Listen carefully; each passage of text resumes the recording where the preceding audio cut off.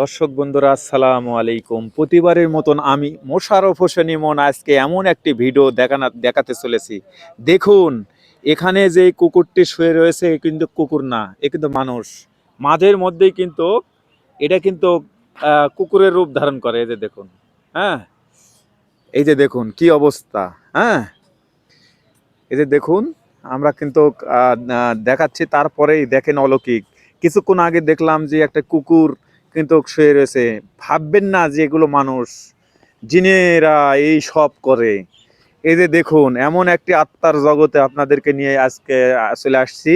যা প্রথমেই দেখলাম কুকুর, কিছুক্ষণ পর দেখাবো সে আবার মানুষ হয়ে ওখানে শুয়ে রয়েছে। কিছুক্ষণ পর যা দেখবেন এরকম ঘটনা কিন্তু ঘটতেই থাকে। বাহ! এই যে দেখুন আমাদের জাতীয় পাখি, কি সুন্দর দোয়েল বাবু এখানে বসে রয়েছে।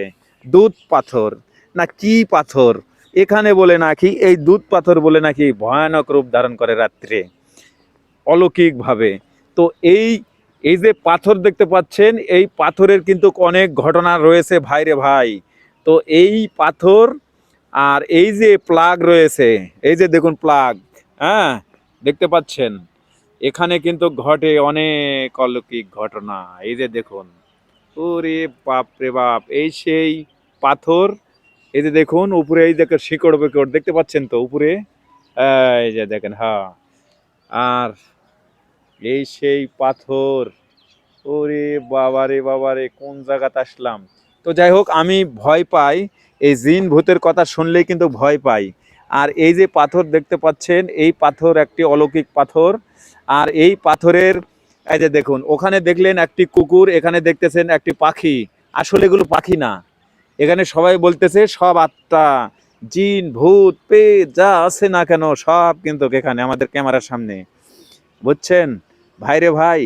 এই এই জায়গাতে কিন্তু অনেক ঘটনা ঘটে। এই যে দেখুন, তার প্রমাণ।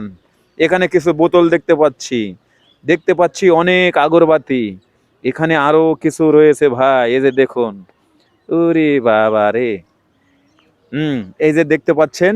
তো যাই হোক, আমি কিন্তু এখন আপনাদেরকে দেখানোর চেষ্টা করতেছি, এটা একটি কোনো এক সময় এটা ছিল কিন্তু, হ্যাঁ, এটা ছিল হয়তো বা রাজপ্রাসাদ। আর এমন একটি ভয়ানক এই পাহাড়ের উপরেই কিন্তু আমি রয়েছি।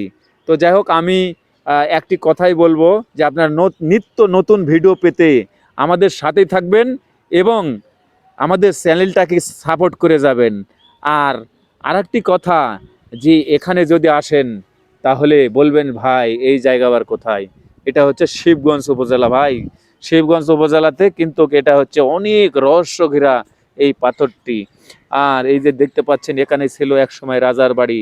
তো যাই হোক, এই রাজার বাড়ির মাঝখান থেকে আমি বিদায় নিচ্ছি। সবাই ভালো থাকবেন, সুস্থ থাকবেন। আল্লাহ হাফেজ।